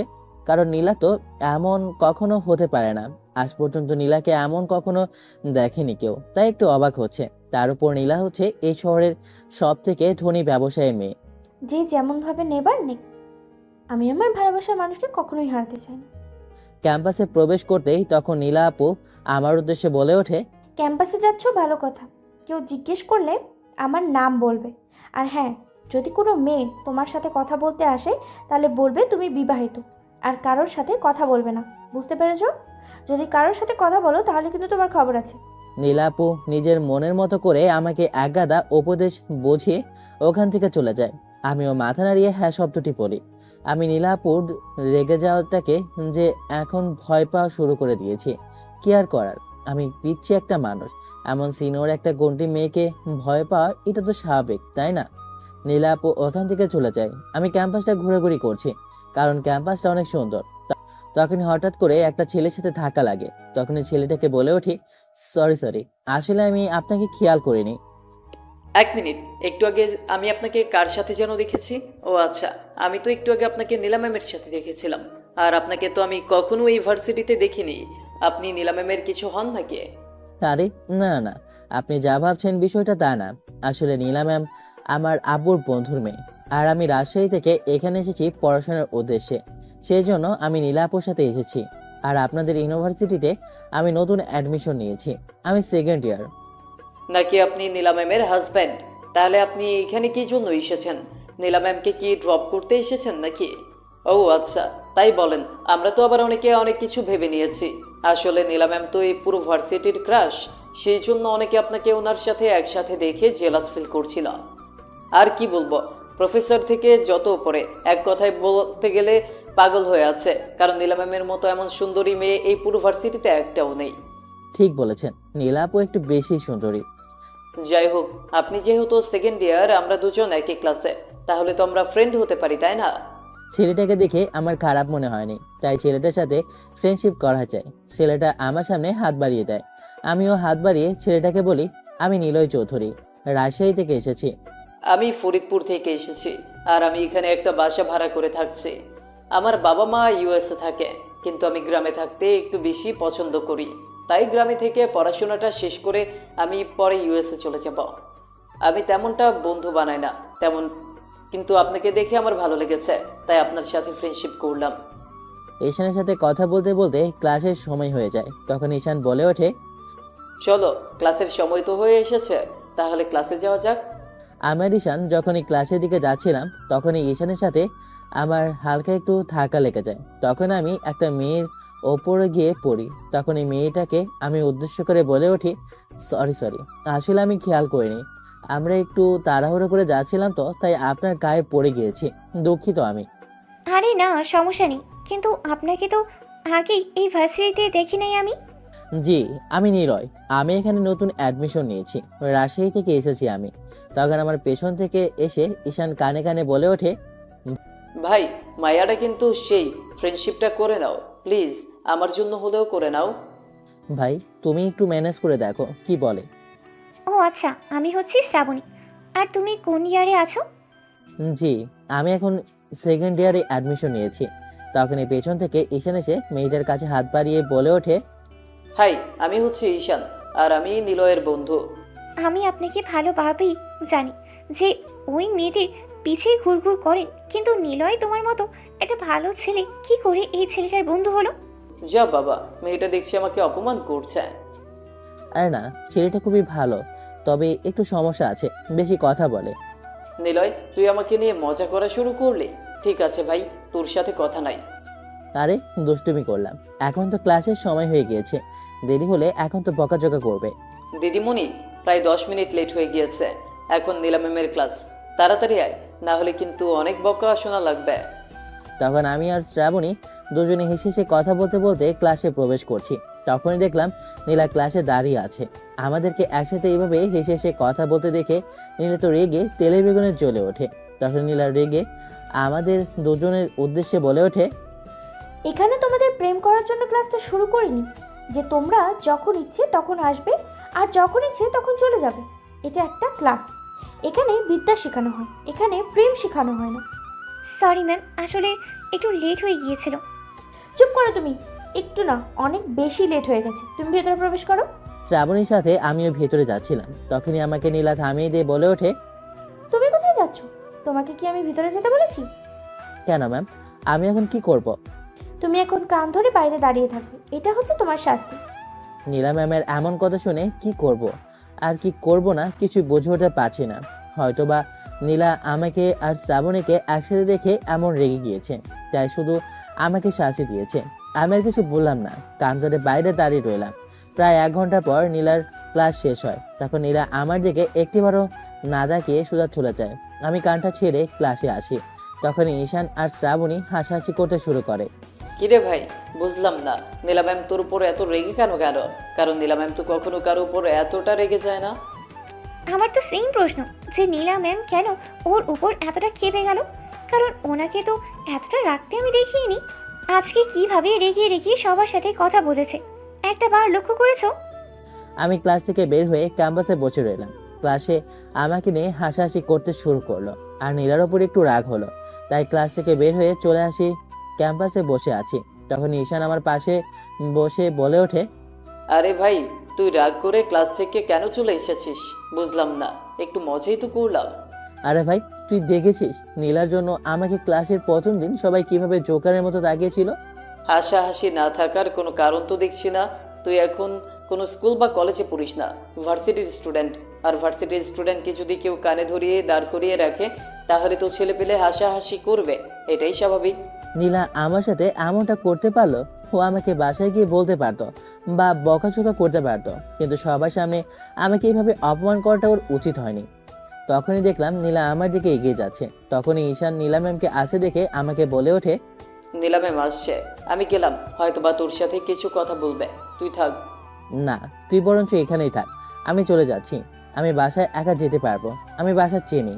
কথাটা বলে আমি ওখান থেকে চলে যেতে যাব। তখন নীলা আমাকে পেছন থেকে ডেকে বলে, নিলয় দাঁড়াও, কোথায় যাচ্ছ? কেন ম্যাম, আমি কোথায় যাচ্ছি বা না যাচ্ছি তা আমি আপনাকে বলতে যাব কেন, বা কোন দুঃখে? তুমি আমার সাথে এভাবে কথা বলছো কেন? বুঝলাম না তো। দেখুন, মজা মস্কারি তো আপনি করেন, আর আমি আপনার সাথে কিভাবে কথা বলবো? আপনি আমার ভার্সিটির ম্যাম, তাই আমি আপনাকে ম্যাম বলে সম্বোধন দিচ্ছি। আর আমি কোথায় যাচ্ছি তা তো আপনাকে আমি বলে যাব না। আর আপনি তো আমার ম্যাম, তাছাড়া কিছুই না। আমার পার্সোনাল বিষয় নিয়ে আপনার কথা বলার কোনো অধিকার নেই। কথাটা বলেই আমি ওখান থেকে সোজা বাসায় যাওয়ার জন্য ভার্সিটি থেকে বের হয়ে যাই। আমার পেছন পেছন ম্যাম আসতে লাগলো। আমার হয়তো বা একটু বেশি বাড়াবাড়ি হয়ে গেছে, ও মনে হয় আমার উপরে রাগ করেছে। কিন্তু আমি কি করব? আমি ওই মেয়েটার সাথে ওকে দেখে তো আমার প্রচণ্ড পরিমাণে রাগ হয়েছিল, তাই তো আমি ওকে এমন শাস্তি দিয়েছি। আমি কি দিতে চাই ওকে এমন শাস্তি? তখনই পিছন থেকে কেউ ডেকে বলে ওঠে, ম্যাম, আপনার সাথে একটা কথা ছিল, বলবো? নিলয় যে মেয়েটার সাথে কথা বলতে বলতে ক্লাসের দিকে আসলো, সেই মেয়েটা আমাকে ডেকে কথাটা বলে। হ্যাঁ বলো, তুমি আবার কি বলতে চাও? আসলে ম্যাম, আপনি কিন্তু নিলয়ের সাথে কাজটা একদমই ঠিক করেনি। ক্লাসের সবাই ওকে নিয়ে হাসাহাসি করছে, ওর মন খারাপ হয়ে ও ক্লাস থেকে বাইরে হয়ে গিয়েছিল। তোমাকে এসব নিয়ে কথা বলতে কে বলেছে? ওকে আমি কান ধরিয়ে দাঁড় করে রাখি বা ওর সাথে যা ইচ্ছে তাই করি, তা আমি বুঝবো। ওর সাথে কি করব না করব তা আমি জানি। তোমাকে এসব নিয়ে কথা বলতে কে বলেছে? আর তুমি ওর আশেপাশে ঘুরবে না, এই বলে দিলাম। তুমি এখন এখান থেকে যেতে পারো। আর হ্যাঁ, যাওয়ার আগে একটা কথা কানে শুনে নাও, তোমাকে যদি নেক্সট টাইম আমি ওর সাথে ঘোরাঘুরি করতে দেখি তাহলে কিন্তু তোমার খবর আছে, এটা আমি বলে দিচ্ছি। সামনে দিয়েছিলাম একটা রিক্সা যাচ্ছে, তাই দাঁড় করিয়ে বাসে যাওয়ার উদ্দেশ্যে রওনা দিব। তখনই আমাকে পাশ কাটিয়ে রিক্সায় আমার পাশে নীলা উঠে বসে, আর তখনই রিক্সাওয়ালাকে বলে ওঠে, মামা আপনি রিক্সাটা চালান, আর আমরা আজকে একটা মার্কেটে যাব। আপনি সামনের যে মার্কেটটা আছে না, ওই মার্কেটে নিয়ে যান। 1 মিনিট, আপনি দাঁড়ান, আমি যাব না। কথাটা বলে আমি রিক্সা থেকে নেমে যাই। তখন নীলা ম্যাম আমার হাত ধরে। আমি নীলার হাতটা ছাড়িয়ে দিয়ে নিচে একা একা হাঁটা ধরি। আরে বাবা সরি, আমি ওই সময় একটু বেশি করেছি। রাগটা প্রচুর পরিমাণ ছিল, তাই আমি ওকে কিছু না বলে পাশ কাটিয়ে হাঁটতে যাব। তখনই ও আমার হাতটা ধরে ওর হাত ধরার ওর কাছে টেনে নিয়ে যায়। তখন নীলা তার ঠোঁট দুটো আমার ঠোঁটের সাথে লাগিয়ে দেয়। আমি কিছু বোঝে ওঠার আগে একই তো ওর ওপর প্রচণ্ড রাগ, তার উপর হয়ে গেছে। এমনিতে ভরা রাস্তার মাঝে এমন একটা কাণ্ড করাতে ঠাস করে ওকে একটা থাপ্পড় বসিয়ে দিই। খেয়াল করলাম ও যেন পাথরের মতো দাঁড়িয়ে গেল। খেয়াল করলাম ওর চোখের মধ্যে যেন পানি জল জল করছে। আমি আর কিছু না বলে ওখান থেকে চলে আসতে লাগলাম। আমি মোটেও প্রস্তুত ছিলাম না ওর এমন একটা কাণ্ডে। তাহলে নীলা আমার সাথে এমন করার কারণটা খুঁজে পাচ্ছি না। 2-2-4 করে বুঝতে পারলাম নীলা আমাকে ভালোবাসে, কিন্তু এই 2 দিনের পরিচয়ে নীলা আমাকে কি করে ভালোবাসতে পারে? আর যতটুকু আমি ওর সম্পর্কে বুঝেছি, ও কখনো কোনো ছেলেকে পাত্তা দেয় না। ভালোবাসার কারণটা আমি খুঁজে পাচ্ছি না। এত কিছু আর ভাবার প্রয়োজন নেই, তাই আমি সোজা ওখান থেকে বাসায় চলে আসি। বাসায় আমাকে একা আসতে দেখে আন্টি বলে ওঠে, বাবা, তুমি দেখি একা আসছো, নীলা কোথায়? নীলাকে তো দেখছি না, ও কি তোমার সাথে আসেনি? আন্টি আমার ভালো লাগছে না, তা আমি একাই চলে এসেছি। ভালো লাগবে কি করে? সে কখন বের হয়েছো, এখনো খাওনি? দাঁড়াও, আমি খাবার দিচ্ছি। আন্টি কথাটা বলে আমাকে খাবার পেয়ে দেয়। আমি খাবার খেয়ে রুমে শুয়ে পড়ি। সারাদিন নীলা আপুকে দেখিনি এবং কি ওনার সাথে কথাও হয়নি। আমি নিচে এসে আন্টিকে জিজ্ঞেস করলাম, কিন্তু আন্টি বলছে ভার্সিটি থেকে আসার পরে রুমের মধ্যে এখনো একা দরজা বন্ধ করে বসে আছে। অনেকবার ডাকাডাকি করেছে কিন্তু দরজা খুলছে না। আন্টিকে জিজ্ঞেস করলাম যে কি হয়েছে, কেন দরজা খুলছে না। কখনো ও যদি অতিরিক্ত রাগ করে বা কারো উপর অভিমান করে, তাহলে ও সব সময় এমনটা করে। ওর এই স্বভাবটা অনেকটাই খারাপ। আমি কিছু বললাম না। আমি আমার রুমে চলে আসলাম। তখনই দেখলাম আন্টি আঙ্কেলের সাথে কথা বলছে, আর কি জানি ভিসা নিয়ে কথা বলছে। তাই আমি নিচে আসলাম। তখন আঙ্কেল আন্টিকে বলছে, আন্টির মুখে যা শুনলাম তার মানে এতটুকু বুঝতে পেরেছি, যদি নীলার রাগ হয় তাহলে ও যা ইচ্ছে তাই করতে পারে। তখন আঙ্কেল আমাকে ডেকে বলে ওঠে, নীলার হয়েছেটা কি? কার উপর রাগ করছে? ও তো কখনো কারো উপর তেমন রাগটা করে না। আমার মনে হয় নীলয়কে ওর রুমে পাঠানো তো উচিত, কারণ ও তো রাগ সম্পর্কে তুমি ভালো করে জানো। আমরা যদি যাই তাহলে দেখা গেছে রুমে যা আছে সব কিছু ভেঙে ফেলবে। বাবা তুমি একটু নীলার রুমে খাবারটা নিয়ে দিয়ে আসো, আর ওকে বলো খাবারটা খাওয়ার জন্য। আঙ্কেল আন্টি না গিয়ে আমাকে কেন যে দিল আমি বুঝলাম না। তারপরেও আঙ্কেলের কথা শুনে আমি খাবারটা নিয়ে রুমে গেলাম। অনেকক্ষণ দরজা টোকাটুকির পর দরজা খুলে। দরজা খুলতেই আমি খাবারটা ভিতরে রাখলাম। যখন নীলার দিকে তাকালাম যেন আমি আকাশ থেকে পড়ে গেলাম, কারণ নীলার চোখ মুখ একদম কালো হয়ে গেছে। মনে হচ্ছে যেন ও সারাদিন কান্না করেছে। আই এম সরি, আসলে ওই সময় কাজটা আমার করা ঠিক হয়নি। কথাটা বলে আমি ওখান থেকে বের হয়ে যাই। আমার এখন মনে হচ্ছে আমি যেন নীলাকে মেরে একটু বেশি বাড়াবাড়ি করে ফেলেছি। তার একটা কথাও আমি শুনলাম না। না শুনে ওকে আমি থাপ্পড় মেরেছি। আর ও আমাকে কেন কিস করেছে তার কারণটা আমি জানতে চাইনি। আমি রুম থেকে বের হয়েছি, নিজের রুমে চলে যাই। একটু সময় পর কাজের একটা মহিলা এসে আমাকে খাবার দিয়ে যায়। আমি খাবারটা খেয়ে শুয়ে পড়ি। আর নীলা আপু রুমে যাওয়া হয়নি। সকালবেলা ঘুম থেকে উঠে আমি ফ্রেশ হয়ে একাই ভার্সিটি উদ্দেশ্যে রওনা দিয়েছি। আম্মু নিলয় কোথায়? ওকে তো দেখছি না। ও কি ভার্সিটিতে যাবে না? নিলয় তো অনেক আগেই ভার্সিটিতে চলে গিয়েছে। ওকে তো আমি কিছু জিজ্ঞেস করিনি। আমি তো ভেবেছিলাম তুই হয়তো বা আগে থেকেই সামনে ওর জন্য দাঁড়িয়ে আছিস, তাইও চলে গিয়েছে। নীলা তোর চোখ মুখ এমন হয়ে আছে কেন? নিশ্চয়ই তুই সারা রাত কান্না করেছিস। আমার মাথায় হাত রেখে বল মা, তুই কেন এমন কান্না করেছিস? কেন নিজেকে কষ্ট দিচ্ছিস? তুই আমাকে বল মা, তোর সুখের জন্য আমি কি না আনিনি? তুই ছোট থেকে যা চেয়েছিস আমি তোকেই সবটা দিয়েছি। কখনো আমি তোর চোখের জল সহ্য করতে পারিনি। আমি কখনোই তোর চোখের জল সহ্য করতে পারি না। মা তুই আমাকে বল তোর কি হয়েছে? নীলা তার বাবাকে কি বলে তা না হয় আমরা পরে জানতে পারবো। এই কথাটা না হয় সিক্রেট থাকুক। আমি ভার্সিটিতে আসতেই ঈশান আমার উদ্দেশ্যে বলে ওঠে, তোর হয়েছেটা কি? এত রাগ করলে হবে নাকি? আর নীলা ম্যামকে দেখলাম তোর পিছে পিছে চলে গিয়েছে। বুঝলাম না তোর সাথে নীলা ম্যামের কি এমনি শুধু সম্পর্ক, নাকি অন্য কিছু আছে? কারণ আমি কখনো নীলা ম্যামকে এমন আগ্রহ প্রকাশ করে কারো পেছনে ঘুরতে দেখিনি। আচ্ছা ওসব বাদ দে, এখন বল, আমি শ্রাবণীকে প্রপোজ করতে চাই, তাই আমাকে একটু হেল্প কর। তো হেল্প করার কি আছে? তুই শ্রাবণীকে প্রপোজ করবি, করে দে না, এতে আমি কি করতে পারি শুনে? বন্ধু তুই এত পাষাণের মতো কথা বলিস না। আমি শ্রাবণীকে প্রপোজ করতে চাই, তাই একটু হেল্প কর বন্ধু। দেখ শ্রাবণী আসছে, তুই একটু কিছু কর না। আচ্ছা ঠিক আছে, আমি তোর হয়ে না হয় ওকে প্রপোজ করে দিচ্ছি। গোলাপ ফুলটা এনেছিস নাকি? কিছু আনিসনি? আরে ভাই, আহাম্মক হতে পারি তাই বলে তো গাধা না, সব কিছু এনেছি। এ নিয়ে তুই শুধু আমার হয়ে শ্রাবণীকে প্রপোজ কর, তাহলেই হয়ে যাবে। আর বলবি এই সবগুলো আমার জন্য, আমি বলেছি। হাই রে ভাই, ঠিক আছে, সব কিছুই তোরই। কথাটা বলে আমি ওর কাছ থেকে গোলাপ ফুল নিয়ে শ্রাবণীর সামনে গিয়ে প্রপোজ করে দিলাম। আর শ্রাবণীকে বললাম এটা শুধু ঈশানের জন্য। কথাগুলো এখানে ছিল, ও বলতে লজ্জা পাচ্ছে, বিদায় আমি ওকে বলছি। হাঁটু গেড়ে আমি যখন কথাগুলো বললাম শ্রাবণীকে, তখন নীলা ভার্সিটিতে প্রবেশ করে। আর আমাকে হাঁটু গেড়ে শ্রাবণীকে ফুল দিতে দেখে ও কেমন জানি না মনমারা হয়ে দাঁড়িয়ে আছে। যখন শ্রাবণী গোলাপ ফুলটা হাতে নেয়, এক ঘন্টা ওইখানে দাঁড়িয়ে থাকলো না, কান্না করতে করতে সোজা বের হয়ে যায়। আমি নীলাকে বোঝানোর জন্য ওর কাছে যেতে লাগলাম, কিন্তু আমার কোনো কথাই না শুনে দৌড়ে ওখান থেকে চলে যায়। কি রে ভাই, কি হয়েছে? কোনো সমস্যা নাকি? আরে না, কিছু না বোন। ও নীলা হয়তো ভুল বুঝেছে, মনে করেছে আমি সত্যি সত্যি শ্রাবণীকে প্রপোজ করেছি। ওসব বাদ দে, এখন চল, ক্লাসের সময় হয়ে গেছে, আগে ক্লাসটা করে নিই।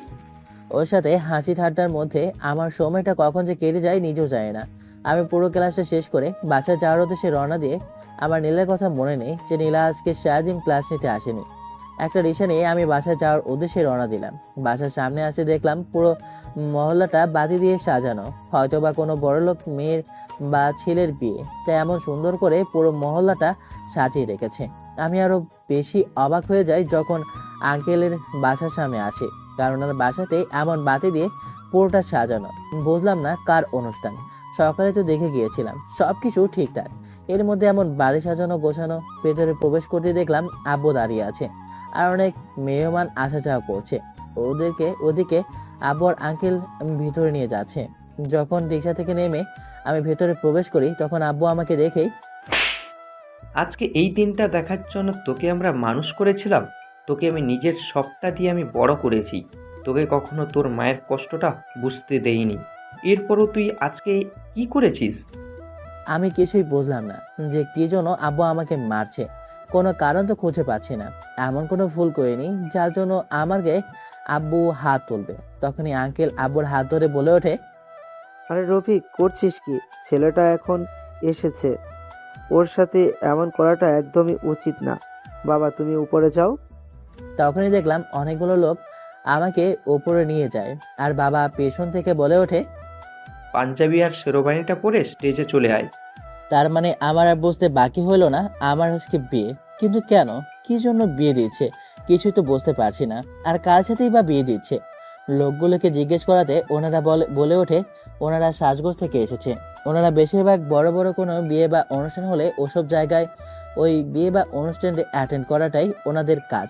বেশিরভাগ ওনারা ধনী মানুষের বাড়িতেই এই সবগুলো করে বেড়ায়। আমাকে ওনারা জামাই সাজে নিচে নিয়ে আসে। আমি তো কিছু বুঝে উঠতে পারছি না। আমি চিন্তা করছি, আমি তো নীলাপুকে ভালোবাসি আর ওনাকে আমি ভেবেছিলাম আমার ভালোবাসার কথাটা বলবো, কিন্তু তার আগেই বাবা আমার সাথে এমনটা করে দিল। বাবার মুখের ওপর কখনো কোনো কথা বলতে পারিনি, তাই আজও কোনো কথা বললাম না, চুপচাপ পুরোটা কথা শুনে নিলাম। আর মেয়েটাকে দেখতে পাচ্ছি না, শুধু মেয়েটার পা দেখা যাচ্ছে, ফর্সা পা ফুটফুটে উঠেছে। আমি কি করব, নিজের অজান্তে চোখ দিয়ে পানি পড়ছে, তাই চোখের পানিটা মুছে চুপ করে বসে রইলাম। দীর্ঘ 3 ঘন্টা পর আমার বিয়ের কাজটা সম্পন্ন হয়। মেহমানরাও যে যার মতো খাবার খাচ্ছে আর গল্প করছে। আমি ছাদে এসে দাঁড়িয়ে রইলাম। কিরে, আহাম্মকের মতো ওখানে দাঁড়িয়ে আছিস কেন? যা, আজকে তোর বাসর রাত, যা রুমে যা, রুমে গিয়ে মেয়েটার সাথে গল্প কর। চিনি না জানি না, হুট করে একটা মেয়ের সাথে বিয়ে দিয়ে দিয়েছে, তার উপর আবার বলছো বাসর ঘরে যাওয়ার জন্য। এই বাসর ঘর নিয়ে আমার যত কল্পনা জল্পনা ছিল আজকে সব কিছু ধুলিস্যাৎ হয়ে গেছে। কিরে, কি হলো? তুই আবার কি ভাবছিস? কই কিছু না তো আব্বু, মাথা নিচু করে নিচে নেমে আসলাম। নিচে এসে রুমের সামনে দাঁড়িয়ে গেলাম, কারণ রুমটা যে আর কারো না, এটা নীলা আপু। কিছুই বুঝলাম না, নীলা আপুর রুমের মধ্যে আমার বাসর রাত। কিছুই বুঝলাম না। কৌতূহল করে রুমের ভিতরে প্রবেশ করলাম, কিন্তু এ কি, আমার বউ কোথায়? আমি খাটের নিচে এবং উপরে খুঁজেছি, তখনই কেউ আমার পেছনে চাকু ধরে বলে ওঠে, কুত্তা তুই কোথায় যাবি? আজকে তোকে আমি মেরেই ফেলবো। ওই চাকু দেখেছিস? এই চাকু দিয়ে তোকে আমি খুন করব। কণ্ঠ যে আমার বড়ই চেনা। আমি পেছনে ফিরে তাকিয়ে তো যেন ভূত দেখার মতো, কারণ কে যে বসে যে আছে এটা হচ্ছে নীলা আপু। তখন আমি নীলা আপুকে বলে উঠি, তুমি তুমি এখানে? আমার বউ কোথায়? তুমি কি আমার বউকে খুন করে ফেলেছো? হায় আল্লাহ, আমার বউ তো মারা গেছে। তোর বউ, আমার সাথে তোর বিয়ে হয়েছে আর আমি তোকে খুন করব। তুই কোনো মেয়েকে ভালোবাসিস বল? মানে বুঝলাম না, আমার সাথে তোমার বিয়ে হয়েছে মানে? কুত্তা তুই জানিস না তোর সাথে আমার ছোট থেকে বিয়ে ঠিক করা হয়েছিল? তুই কি এই বিষয়টা একদমই জানতি না? এখন আমি একে একে দুই মিলিয়ে বুঝতে পারলাম নীলা আপু আমার সাথে এমন ব্যবহার করার কারণ তাহলে এটা। তখন আমি নীলা আপুকে বলে উঠি, আমি সত্যি জানতাম না যে আমার সাথে তোমার বিয়ে ঠিক হয়েছিল, কিন্তু এমনি আমি সত্যি তোমাকে ভালোবাসি। তুই যদি আমাকে সত্যি ভালোবাসতি তাহলে কেন ওই মেয়েটাকে প্রপোজ করেছিলে আর ওই মেয়েটার সাথে ঘুরেঘুরি করেছিস সেটা বল, নাহলে তোকে আমি খুন করে ফেলবো। নীলাকে তো কোনো রকমই বোঝাইতে পারতেছি না। তখন আমি শ্রাবণীকে কল করে সব কিছু বলি। তখন লাউড স্পিকারে ফোনটা দিয়ে শ্রাবণী নীলাকে সব কিছু খুলে বলে। সব কিছু শুনে নীলা কান্না করে দেয়। তখন আমি নীলাকে জড়িয়ে ধরে বলি, আরে বাবা সরি, আমি তো জানতাম না তুমি যে আমাকে এত ভালোবাসো। আমি ভয়ে ছিলাম যে আমি তোমাকে যদি প্রপোজ করি তুমি যদি আমাকে অন্য কিছু ভাবো, তাই। কথাটা বলতে নীলা আর আমার বুকের মধ্যে কিলঘুষি মারতে মারতে আর কান্না করতে করতে বলে ওঠে, শয়তান কুত্তা বিলাই, তুই আমাকে এত কষ্ট দিলি কেন? হ্যাঁ, তুই একটিবার আমাকে বলে দেখতি আমি তোকে ভালোবাসি কি বাসি না, আর আমি তোকে ফিরিয়ে দিতাম। তুই আমাকে বলিসনি তুই আমাকে ভালোবাসিস। এই তো কান ধরে বলছি, আমি তোমাকে আর কখনো কষ্ট দেব না। এটা বলে আমি নীলাকে জড়িয়ে ধরলাম, আর নীলাও আমাকে শক্ত করে জড়িয়ে ধরলো আর বলল, কথাটা মনে থাকে যেন, আমি কিন্তু তোমার ম্যাডাম।